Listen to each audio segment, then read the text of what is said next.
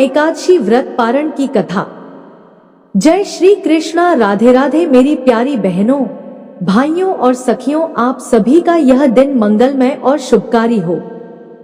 आज का यह पावन दिन एकादशी का व्रत भक्ति और श्रद्धा से पूर्ण होकर अपने चरम पर पहुंचा है।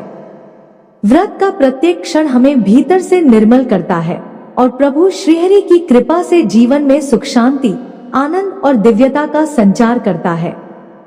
अब जब पारण की शुभ बेला आई है, तो आइए हम सब मिलकर एक परिवार की भांति श्रद्धा, प्रेम और प्रसन्नचित्त मन से इस पारण को संपन्न करें। जैसे परिवार के संग बैठकर भोजन करना मन को तृप्ति और आत्मा को सुकून देता है, वैसे ही आज भक्त परिवार होकर हम प्रभु के नाम का पावन प्रसाद ग्रहण करेंगे। हर एक ग्रास में हमें भगवान विष्णु का आशीर्वाद मिलेगा और जीवन में दिव्यता, मंगलमयता और सुख शांति का प्रसार होगा। तो मेरी प्यारी सखियों, आइए हम सब मिलकर प्रभु श्रीहरि के पावन नाम का स्मरण करें और बड़ी श्रद्धा और आनंदमय मन से उनकी कथा का दिव्य रसपान करें। और अब आइए हम सुनते हैं एकादशी व्रत पारण की पावन कथा। आज का दिन बड़ा ही शुभ और मंगलकारी है। एकादशी के व्रत के पारण के दिन तुलसी माता और लक्ष्मी माता की कथाओं को सुनने से ही व्रत पूर्ण माना जाता है और भक्तों की समस्त मनोकामनाएं भी पूर्ण होती हैं। तो जिन लोगों ने व्रत नहीं भी रखा था, उन्हें भी द्वादशी के दिन तुलसी माता की कथाओं को सुनने से धन संपत्ति और अनंत शुभ फलों की प्राप्ति होती है। तो आइए भगवान श्री लक्ष्मी नारायण जी के चरणों का ध्यान करते हुए इन कथाओं को सुनते हैं। बोलिए श्री राधे कृष्ण भगवान की जय। आइए सुनते हैं तुलसी माता की संपूर्ण कथाएं। सावर्णी मुनि की पुत्री तुलसी अपूर्व सुंदरी थी। उनकी इच्छा थी कि उनका विवाह भगवान नारायण के साथ हो। इसके लिए उन्होंने नारायण पर्वत की घाटी में स्थित बद्री वन में घोर तपस्या की। दीर्घ काल तक तपस्या करने के उपरांत ब्रह्मा जी ने प्रसन्न होकर दर्शन दिया और वर मांगने को कहा। तुलसी जी ने कहा, हे सृष्टिकर्ता ब्रह्मदेव, आप अंतर्यामी हैं, सबके मन की बात जानते हैं, फिर भी मैं अपनी इच्छा आपसे बताती हूँ। मैं चाहती हूँ कि भगवान श्री नारायण मुझे पति रूप में मिले। ब्रह्मा जी ने कहा, तुम्हारा अभीष्ट तुम्हें अवश्य मिलेगा। अपने पूर्व जन्म में किसी अपराध के कारण तुम्हें श्राप मिला है। इसी प्रकार भगवान श्री नारायण के एक पार्षद को भी दानव कुल में जन्म लेने का श्राप मिला है। दानव कुल में जन्म लेने के बाद भी उसमें नारायण का अंश विद्यमान रहेगा। इसलिए इस जन्म में पूर्व जन्म के पाप के शमन के लिए संपूर्ण नारायण तो नहीं मिलेंगे, लेकिन नारायण के अंश से युक्त दानव कुल जन्म उस साप ग्रस्त पार्षद से तुम्हारा विवाह होगा। साप मुक्त होने पर भगवान श्री नारायण सदा सर्वदा के लिए तुम्हारे पति हो जाएंगे। तुलसी ने ब्रह्मा के इस वर को स्वीकार किया, क्योंकि मानव कुल में जन्म होने के कारण उस मायावी भोग को तो भोगना ही था। तुलसी बद्री वन में ही रहने लगी। नारायण का वह पार्षद दानव कुल में जलंधर के नाम से पैदा हुआ था। कुछ दिनों बाद वह भ्रमण करता हुआ बद्री वन में आया। यहाँ तुलसी को देखते ही वह उस पर मंत्र मुग्ध हो गया। तुलसी के सामने उसने अपने विवाह का प्रस्ताव रखा। इतने में ही महाब्रह्मा जी आ गए और तुलसी से कहा, तुलसी, जलंधर को देखो, कैसा देवों उसका स्वरूप है। दानव कुल में जन्म लेने के बाद भी लगता है जैसे इसके शरीर में नारायण का वास हो। तुम प्रस्ताव को सहर्ष स्वीकार कर लो। तुलसी को भी लगा कि उसकी तपस्या पूर्ण हुई, उसे इच्छित फल मिला है। जलंधर के साथ उसका गंधर्व विवाह हो गया और वह जलंधर के साथ उसके महल में पत्नी बनकर आ गई। जलंधर ने अपनी परम सुंदरी सती साध्वी पत्नी तुलसी के साथ बहुत दिनों तक राज्य किया। उसने अपने राज्य का इतना विस्तार किया कि देवलोक तक उसके अधिकार में आ गया। स्वर्ग का सुख भोगने वाले देवताओं की दशा भिखारियों जैसी हो गई। जलंधर किसी को कष्ट नहीं देता था, पर अधिकार और राज्य छिन जाने से सारे देवता मिलकर ब्रह्मा, विष्णु और शिवजी की सभा में गए तथा अपनी विपत्ति सुनाई। ब्रह्मा जी ने कहा, तुलसी परम साध्वी है, उसका विवाह जलंधर से मैंने ही कराया था। जलंधर को तब तक नहीं हराया या मारा जा सकता जब तक तुलसी को ना छला जाए। भगवान श्री हरि विष्णु जी ने कहा, जलंधर पूर्व जन्म में मेरा पार्षद था। श्राप के कारण उसे दैत्य कुल में जन्म लेना पड़ा। इस जन्म में भी मेरा अंश उसमें व्याप्त है, साथ ही तुलसी के पतिव्रत धर्म से वह अजय है। फिर देवताओं की सहमति से भगवान शिव ने जलंधर के पास संदेश भेजा कि या तो वह देवताओं को राज्य लौटा दे या फिर उनसे युद्ध करे। जलंधर भगवान शंकर के पास पहुंचा। उसने कहा, देवा आदि देव, आपके लिए देवताओं का पक्ष लेना उचित नहीं है। राज्य बढ़ाना हर राजा का कर्तव्य है। मैं किसी को दुखी नहीं कर रहा हूँ। देवताओं से कहिए कि वे मेरी प्रजा बनकर रहे। मैंने आपका कोई भी अपमान नहीं किया है।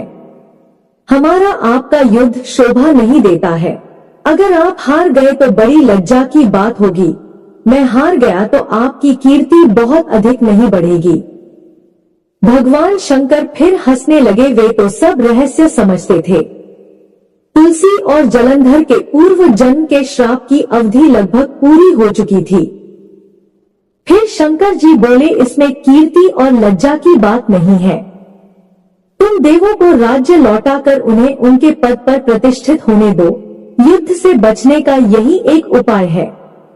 जलंधर ने कहा, मैंने युद्ध के बल से देवलोक जीता है, कोई उसे युद्ध के द्वारा ही वापस ले सकता है। यह मेरा अंतिम उत्तर है। अब मैं जा रहा हूँ। ऐसा कहकर जलंधर चला गया। उसने अपनी पत्नी तुलसी को सारी बातें बताई और कहा, कर्म भोग सब काल सूत्र में बंधा है। जीवन में हर्ष, शोक, भय, सुख, दुख, मंगल अमंगल काल के अधीन है। हम तो केवल निमित्त हैं। संभव है भगवान शिव देवों का पक्ष लेकर मुझसे युद्ध करें। तुम चिंता मत करना, तुम्हारा सती तेज मेरी रक्षा करेगा। दूसरे दिन भगवान शंकर के नेतृत्व में देवताओं ने युद्ध छेड़ दिया। जलंधर ने भीषण बाणों की वर्षा कर उनका वेग रोका। उसके प्रहार से देवता डगमगाने लगे। उसने दानवी शक्ति का प्रयोग कर मायावी युद्ध आरंभ किया। युद्ध स्थल पर वह किसी को भी दिखाई नहीं देता था, पर उसके अस्त्र शस्त्र प्रहार कर देवों को घायल कर रहे थे। देवगण अपने अस्त्र चलाएं तो किस पर चलाएं? क्योंकि कोई शत्रु सामने था ही नहीं। कई दिनों तक इस तरह भयंकर युद्ध चला और जलंधर पराजित नहीं हुआ। तब शिव जी ने विष्णु से कहा, विष्णु कुछ तो उपाय करो, अन्यथा मेरा तो सारा यश मिट्टी में मिल जाएगा। विष्णु जी ने सोचा, बल से तो जलंधर को हराया नहीं जा सकता, इसलिए छल का सहारा लेना ही पड़ेगा। उन्होंने तुरंत अपना स्वरूप जलंधर जैसा बनाया और अस्त्र शस्त्र से सुसज्जित हो तुलसी जी के पास पहुंच गए और बोले, प्रिय मैं युद्ध जीत गया। सारे देवता भगवान शंकर समेत मुझसे हार गए। इस खुशी में आओ मैं तुम्हें अपने अंग से लगा लूं। पति को प्रत्यक्ष खड़ा देख तथा विजय का समाचार सुन वह दौड़कर मायावी जलंधर के गले से लिपट गई। इस प्रकार पति पत्नी दोनों ने आलिंगन हो खूब खुशी मनाई। पर पुरुष के साथ इस प्रकार के व्यवहार से उसका सती तेज नष्ट हो गया। उसका सती तेज जो जलंधर की कवच के रूप में रक्षा कर रहा था, वह कवच नष्ट हो गया। जलंधर शक्तिहीन हो गया। यह जानते ही भगवान शंकर ने उस पर अपने त्रिशूल से प्रहार किया। त्रिशूल के लगते ही जलंधर जलकर भस्म हो गया। जलंधर के मरने को जानकर भगवान विष्णु अपने असली रूप में आ गए। सामने अपने पति जलंधर के स्थान पर भगवान विष्णु को खड़ा देख तुलसी बहुत विस्मित हुई। उसको पता लग गया कि स्वयं नारायण ने उसके साथ छल किया है। क्रोध में आकर तुलसी जी ने श्राप दिया और भगवान विष्णु से कहने लगी, एक सती स्त्री का सतीत्व भंग करने के अपराध में तुम हृदयहीन पत्थर हो जाओ। विष्णु जी ने तुलसी के श्राप को शिरोधार्य कर कहा, हे देवी, तुम्हारे तथा जलंधर के कल्याण के लिए मुझे ऐसा करना पड़ा। तुम दोनों को श्राप मुक्त करना था। तुम भी अब अपना शरीर त्याग कर तुलसी बिरवा के रूप में जन्म लोगी और मेरी पूजा तुलसी दल से होगी। मैं शालिग्राम पत्थर बनूंगा, मेरे शीश पर तुम आदर से विराजमान होगी। तुम्हारे पति की हड्डियों के चूर्ण से शंख की उत्पत्ति होगी। उस शंख ध्वनि से देवताओं तथा मेरी पूजा आराधना होगी। जहां शंख ध्वनि होगी वहां मंगल में मैं विराजमान रहूंगा। तुमने पूर्व जन्म में बद्री वन में मुझे पाने के लिए बड़ी तपस्या की थी। अब अगले जन्म में मैं नारायण के रूप में बद्रीनाथ वन में स्थापित होऊंगा और मेरी पूजा अर्चना फल फूल से न होकर तुम्हारी तुलसी दल से होगी। मेरे शीश पर विराजमान होकर तुम मुझसे भी ऊंचा पद प्राप्त करोगी। बोलिए श्री लक्ष्मी नारायण भगवान की जय। बोलिए श्री तुलसा जी शालिग्राम जी की जय। एक बार माता लक्ष्मी ने भगवान विष्णु जी से पूछा, हे स्वामी, तुलसी के पास दीपक जलाने का क्या महत्व है और रोज शाम को तुलसी के पास दीपक क्यों जलाया जाता है? इससे मनुष्य को कौन सा फल प्राप्त होता है? तुलसी के पास दीपक जलाने की विधि क्या है तथा दीपक जलाते समय कौन से मंत्र का उच्चारण करना चाहिए? कृपा कर आप मुझे विस्तार से बताइए। तब भगवान विष्णु जी कहते हैं, हे देवी, आज आपने समस्त मानव जाति के कल्याण के लिए बहुत ही महत्वपूर्ण प्रश्न किया है। आपके इस प्रश्न का उत्तर देने से पूर्व मैं आपको एक प्राचीन कथा सुनाता हूँ, जिससे आपको सभी प्रश्नों के उत्तर मिल जाएंगे। इसलिए आप इस कथा को ध्यानपूर्वक सुनिए। इस कथा को ध्यान से पूरा सुनने मात्र से ही मनुष्य को 100 वर्षों तक तुलसी के पास दीपक जलाने का पुण्य फल प्राप्त होता है। फिर माता लक्ष्मी कहती है, हे स्वामी, मैं इस कथा को सुनने के लिए उत्सुक हूँ। कृपया आप इस कथा को सुनाना प्रारंभ कीजिए। तब भगवान विष्णु माता लक्ष्मी को वह कथा सुनाने लगते हैं और कहते हैं कि हे देवी, पूर्वकाल की बात है। दक्षिण दिशा में तुंगभद्रा नाम की एक बहुत बड़ी नदी है। इस नदी के किनारे पर हरिहरपुर नाम का एक अत्यंत सुंदर नगर बसा हुआ था। उसी नगर में काशी नाम के एक ब्राह्मण निवास करते थे। वे अत्यंत गुणवान, चरित्रवान, धर्म कार्य करने वाले तथा वेदों के मार्ग पर चलने वाले थे। उन्होंने समस्त शास्त्रों का अध्ययन किया था। उस ब्राह्मण की एक पत्नी थी जिसे लोग दुराचारिणी कहकर पुकारते थे, क्योंकि उसके कर्म ही उसके नाम के अनुसार थे। वह सदैव ही अपने पति को अपमानित करती थी और वह अपने पति के लिए कुवाच्य कहती थी। इतना ही नहीं, वह अपने पति को भयंकर दुख देती थी। पति के लिए कभी भोजन नहीं बनाती थी। उसने अपने पति के साथ कभी शयन नहीं किया, कभी उसके साथ प्रेम से व्यवहार नहीं किया। पति के मित्र या परिवार के लोग घर पर आते तो वह स्त्री उनको अपमानित करके भगा दिया करती थी और स्वयं काम भाव से उन्मत्त होकर निरंतर अन्य व्यभिचारिणी स्त्रियों के साथ घूमा करती थी। उसका मन पति को छोड़कर पराये पुरुषों में लगा रहता था। उसने कभी अपने पति से प्रेम से बात नहीं की, किंतु पराये पुरुषों के संग बैठकर बातें किया करती थी। पराये पुरुषों को मोहित करने के लिए सज-धज कर गांव में घूमने जाया करती थी। कभी कभी वह वन में किसी वृक्ष के नीचे खड़ी होकर सुंदर पुरुषों की राह देखने लगती और किसी दुष्ट पुरुष को मोहित करके उसके संग भोग विलास किया करती थी। एक दिन वह दुराचारिणी स्त्री वन में जाकर एक वृक्ष के नीचे खड़ी हो गई। उसका चित्त काम से भरा हुआ था। वह किसी सुंदरकामी पुरुष की राह देख रही थी, किंतु बहुत समय निकलने के बाद भी उस स्थान पर कोई पुरुष नहीं आया। इसलिए वह अत्यंत दुखी हो गई और प्रियतम की खोज में इधर उधर देखने लगी। उस दिन उसका सारा परिश्रम व्यर्थ हो गया, क्योंकि उस दिन वहां से कोई राहगीर नहीं गुजरा। वहां पर खड़ी होकर वह नाना प्रकार की बातें कहकर विलाप करने लगी कि आज तो इस मार्ग में कोई भी पुरुष नहीं आया, अब मैं कैसे अपने काम वासना को शांत करूं। वह जोर जोर से विलाप करने लगी। हे देवी, उसी जंगल में एक भयानक बाघ निवास करता था।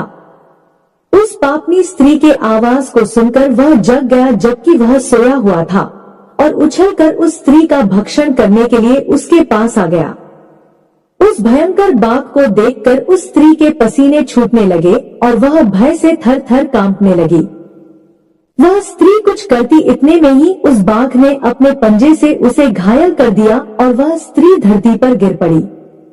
धरती पर गिरते ही स्त्री चिल्लाते हुए बोली, अरे बाघ, तू किस लिए यहाँ पर आया है? मुझे क्यों मार रहा है? तू मुझे छोड़ दे, मेरा भक्षण करके तुम्हें क्या मिलेगा?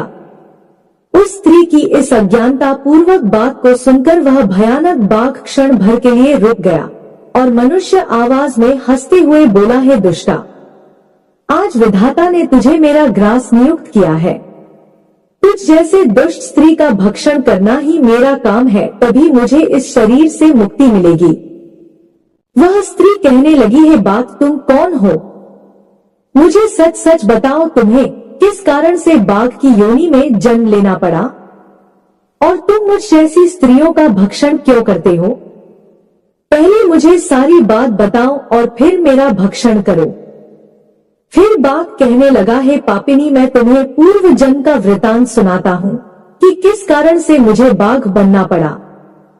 पूर्व काल में दक्षिण देश में एक नदी थी और उस नदी के तट पर एक नगरी बसी हुई थी।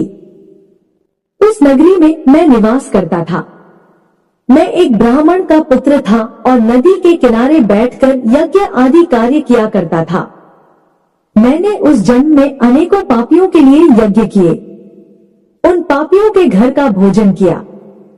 मैंने धन के लालसा में अनेक पापियों के लिए कार्य भी किए, जिन वस्तुओं का दान ब्राह्मणों को नहीं लेना चाहिए, उन वस्तुओं का दान भी मैं ग्रहण किया करता और दूसरों से धन लेता था, लेकिन कभी वापस नहीं करता था। इस प्रकार से पाप करते हुए मुझे बहुत वर्ष बीत गए और मैं वृद्ध हो गया। मेरे बाल सफेद हो गए, मुंह के सारे दांत गिर गए, लेकिन फिर भी मेरी दान लेने की आदत नहीं गई और मैं पाप करता चला गया। फिर एक दिन मैं धन के लोभ से नदी किनारे गया और अन्य धूर्त ब्राह्मणों के साथ मिलकर हमने लोगों को ठगना, झूठ बोलना और झूठे मंत्र वचन बोलकर हमने बिना विधि विधान किए ही देवी देवताओं का पूजन किया और बहुत सारा धन दान में ले लिया। फिर उसी स्थान पर एक बीमार कुत्ते ने मेरे पैर में काट लिया और मैं मूर्छित होकर गिर पड़ा। उसी क्षण मेरे प्राण चले गए। फिर यम के दूत उस स्थान पर प्रकट हुए और मुझे पकड़कर यमपुरी ले गए। हे नारी, जहां पर यमराज ने चित्रगुप्त से मेरे कर्मों का लेखा जोखा निकालने के लिए कहा। फिर चित्रगुप्त कहने लगे, हे धर्मराज, इस ब्राह्मण ने घोर पाप किए हैं। इसने दूसरों से झूठ बोलकर धन लूटा है, विधि विधान से पूजा न करके झूठे मंत्र बोलकर भगवान का अपमान किया है। इसीलिए यह पापी ब्राह्मण केवल नरक जाने के ही योग्य है। फिर यमराज ने अपने दूतों को आदेश देकर मुझे नरक की अग्नि में डाल दिया और कई वर्षों तक सजा भोगने के बाद मुझे बाघ का शरीर प्राप्त हुआ और मैं इस दुर्गम वन में निवास करने लगा। मैं अपने पूर्व जन्म के पापों को याद करके कभी महात्मा, साधु, पुरुष, स्त्री, पुरुष, सतत्व स्त्री का भक्षण नहीं करता हूँ। मैं केवल पापी, दुराचारी तथा कुलटा स्त्रियों का ही भक्षण करता हूँ ताकि मुझे पापों से मुक्ति मिल जाए। फिर बाघ उस स्त्री से कहने लगा, हे पापनी, तेरे आचरण से तू कुलटा दिखाई देती है। अपने पति को छोड़कर तू इस वन में अन्य पुरुषों के साथ भोग विलास करने के लिए आई है, इसीलिए आज तुझे मेरा ग्रास अवश्य बनना पड़ेगा। इतना कहकर उस बाघ ने अपने तीक्ष्ण नाखून से उस पापिनी स्त्री के टुकड़े टुकड़े करके उसे खा लिए। फिर उस स्थान पर यम के दूत प्रकट हुए और उस पापिनी स्त्री को उठाकर यमपुरी ले गए। चित्रगुप्त ने उस स्त्री का लेखा जोखा निकाला और यमराज को बताया। यमराज ने उस स्त्री को घोर नरक में डाल दिया। कई वर्षों तक नरक की अग्नि में जलने के बाद उसने फिर पृथ्वी लोक पर एक चांडाल के घर में जन्म लिया और फिर वह कई प्रकार के दुख भोगने लगी। इस इस दुख को सहन करते करते एक दिन वह तीर्थ स्नान करने त्रिवेणी में चली गई। वहां पर एक आश्रम के बाहर निवास करने लगी और उसी आश्रम में एक तुलसी का पौधा था। अन्य स्त्रियों को वहां पर तुलसी के पास दीपक जलाते हुए देखकर उस पापिनी स्त्री ने भी वही किया। उसने तुलसी के पौधे के पास एक दीपक जला दिया।